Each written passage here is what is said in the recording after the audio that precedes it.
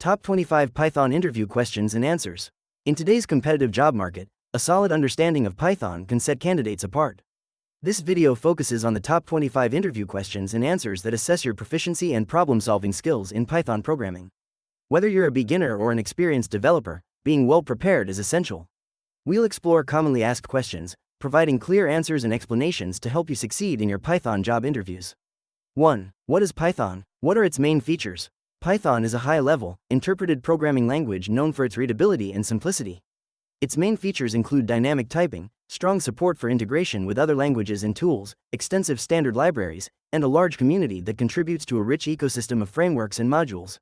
Python supports multiple programming paradigms, including procedural, object-oriented, and functional programming. Additionally, it is cross-platform compatible, making it suitable for various applications, ranging from web development to data science and machine learning. Its syntax encourages clean code and reduces development time. 2. Explain the difference between a list and a tuple in Python. A list is a mutable sequence, meaning it can be modified after creation. You can add, remove, or change items in a list.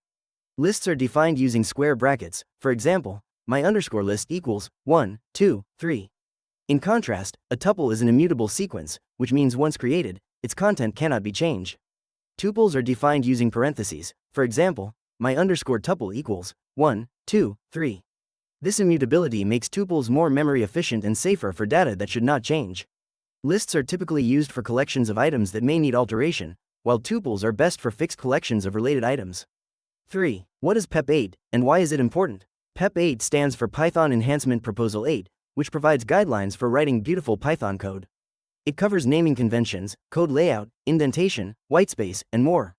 Following PEP 8 enhances code readability, making it easier for developers to understand each other's work. Consistent style reduces the cognitive load when switching between different codebases and promotes best practices in the Python community. By adhering to these guidelines, developers can ensure their code is more maintainable, collaborative, and accessible to both new and experienced programmers. 4. How does Python handle memory management? Python manages memory automatically using a built-in mechanism called garbage collection. This process involves keeping track of objects and reclaiming memory that is no longer in use.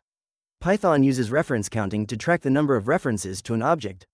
When the reference count drops to 0, the memory allocated for that object is freed. Additionally, a cycle detector identifies and cleans up circular references.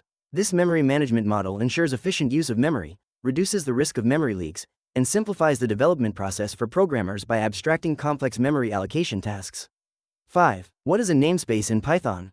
A namespace in Python refers to a container that holds a collection of identifiers, names, and the corresponding objects, values, associated with those names.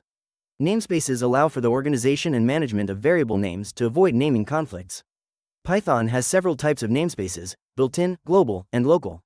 The built-in namespace contains names such as keywords and built-in functions. The global namespace encompasses names defined at the top level of a module, while the local namespace includes names defined within a function. Each function call creates a new local namespace, ensuring that variables defined in one function do not interfere with those in another. 6. Describe the different data types in Python. Python offers several built-in data types, including integers, whole numbers, for example, 1, 42, minus 7. Floats, decimal numbers, for example, 3.14, minus 0.001. Strings, sequences of characters, defined by single or double quotes, for example, hello, world. Lists, ordered, mutable collections of items, for example, 1, 2, 3. Tuples, ordered, immutable collections, for example, 1, 2, 3. Dictionaries, collections of key-value pairs, for example, key, value. Sets, unordered collections of unique items, for example, 1, 2, 3. Each data type serves specific purposes and can be manipulated using various built-in functions and methods, enabling versatile programming techniques. 7. What are Python modules and packages, and how do you create them? Python modules are files containing Python code that can define functions, classes, and variables. A package, on the other hand, is a collection of related modules grouped together in a directory hierarchy. You create a module simply by saving a Python script with a py extension. To create a package, you need to include an __init__.py file in the directory, which can be empty or contain initialization code for the package. By structuring code this way, it promotes reusability and better organization, making it easier to manage large projects.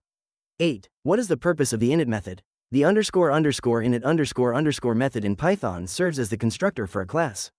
Its primary purpose is to initialize an object's attributes when an instance of the class is created. This method is called automatically when a new instance is instantiated.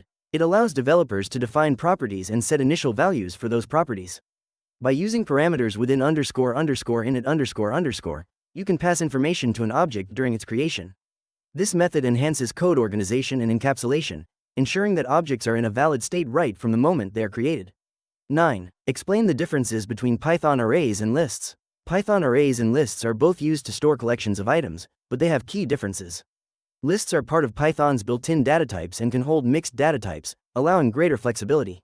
They provide numerous built-in methods for manipulation. In contrast, arrays, available through the array module, are more memory efficient and are intended for numerical data, requiring elements to be of the same type.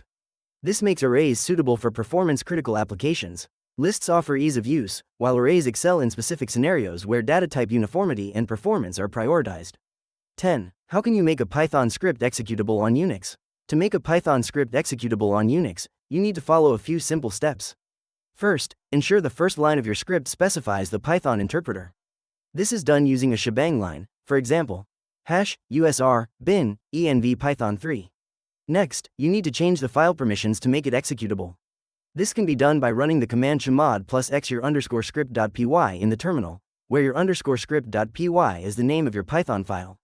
Finally, you can run the script from the terminal by typing /your_script.py. This allows for easy execution without explicitly calling the Python interpreter.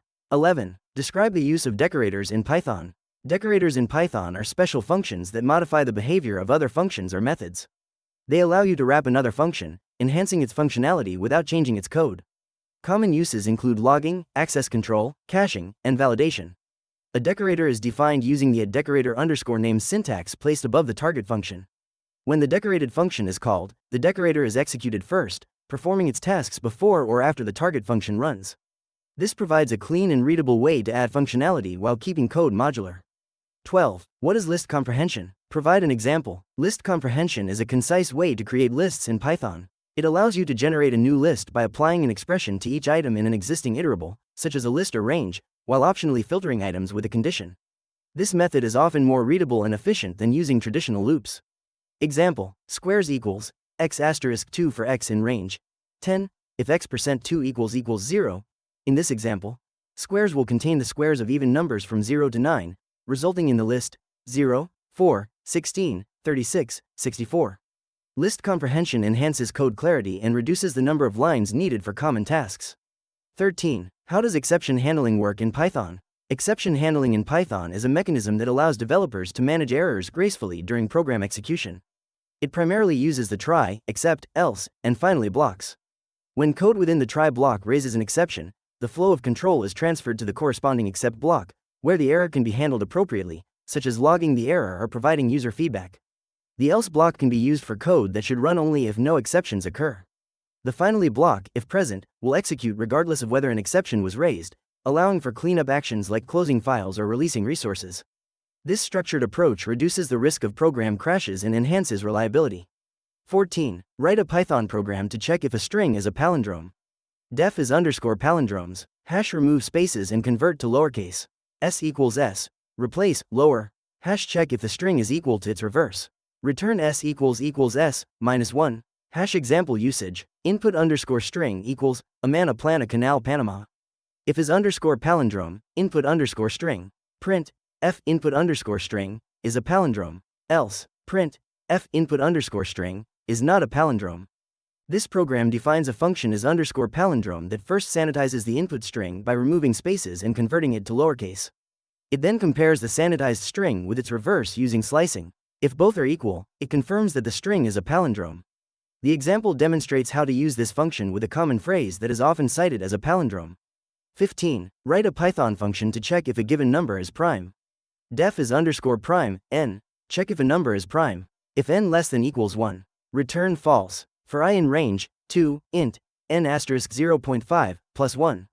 If n%i == 0, return false. Return true. To determine if a number is prime, the function first checks if the number is less than or equal to 1, returning false if it is.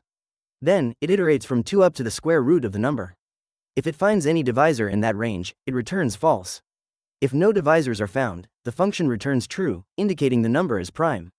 This method efficiently checks for primality and handles edge cases effectively. 16. How do you remove duplicates from a list in Python? To remove duplicates from a list in Python, you can convert the list to a set and then back to a list.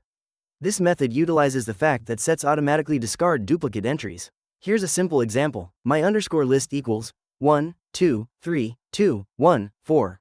Unique underscore list equals list, set, my underscore list, print, unique underscore list. This code snippet will output 1, 2, 3, 4 with duplicates removed. Another approach is using a loop along with a new list to maintain the order of elements. My underscore list equals 1, 2, 3, 2, 1, 4.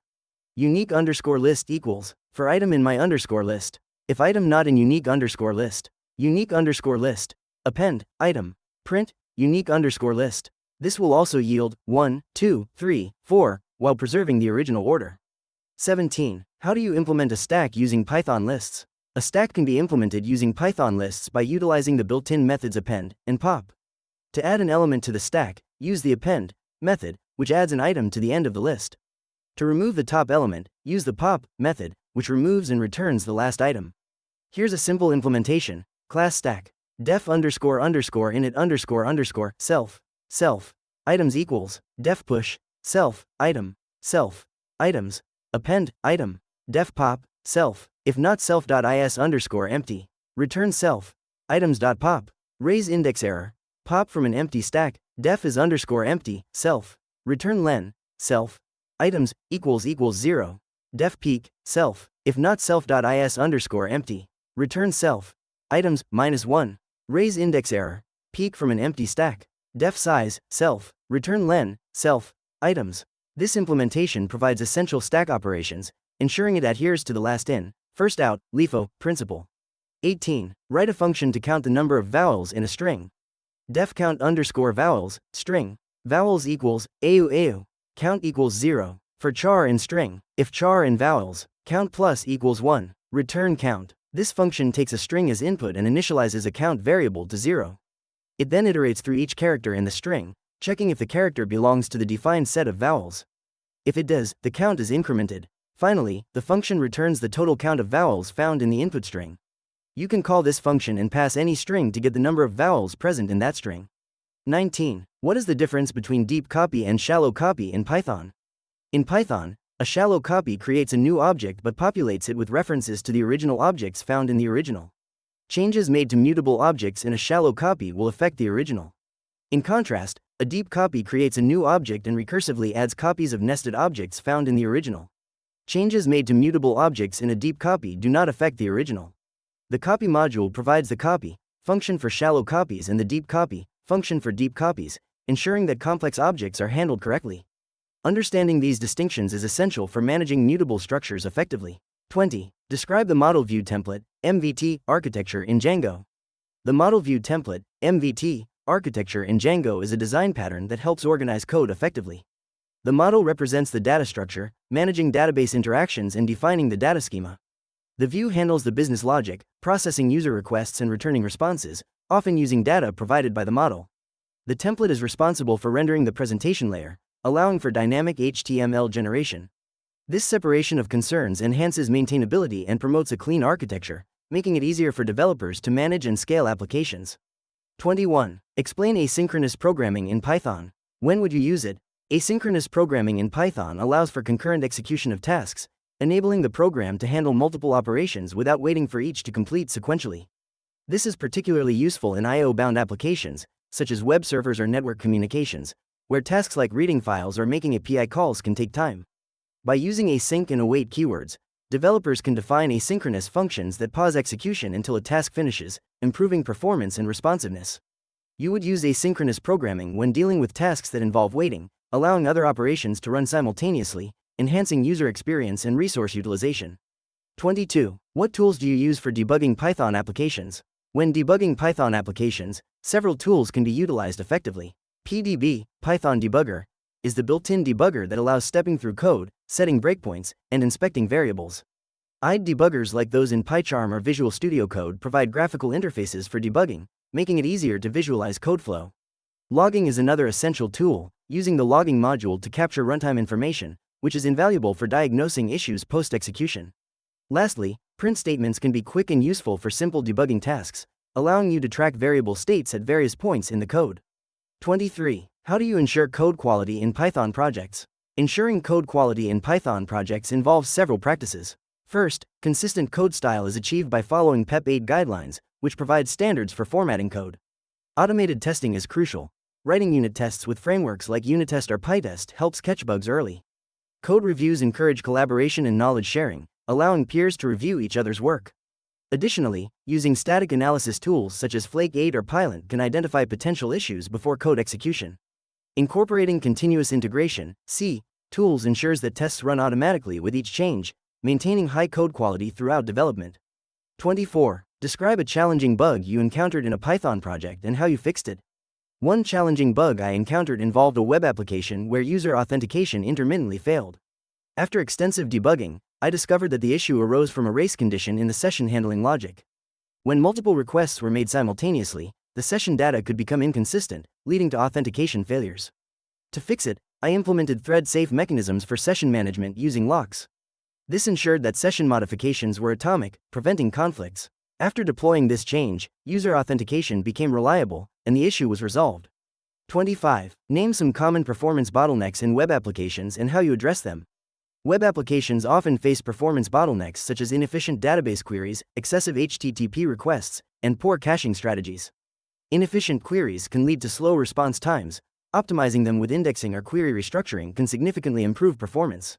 Reducing HTTP requests by bundling assets or using a content delivery network (CDN) helps decrease load times. Additionally, implementing caching mechanisms, like Memcached or Redis, can minimize database hits by storing frequently accessed data in memory. Monitoring tools can identify bottlenecks, enabling developers to take targeted actions for improvement. In this video, we've explored the top 25 Python interview questions and answers to help you prepare for your next job interview. Mastering these concepts will not only boost your confidence but also enhance your problem-solving skills in Python.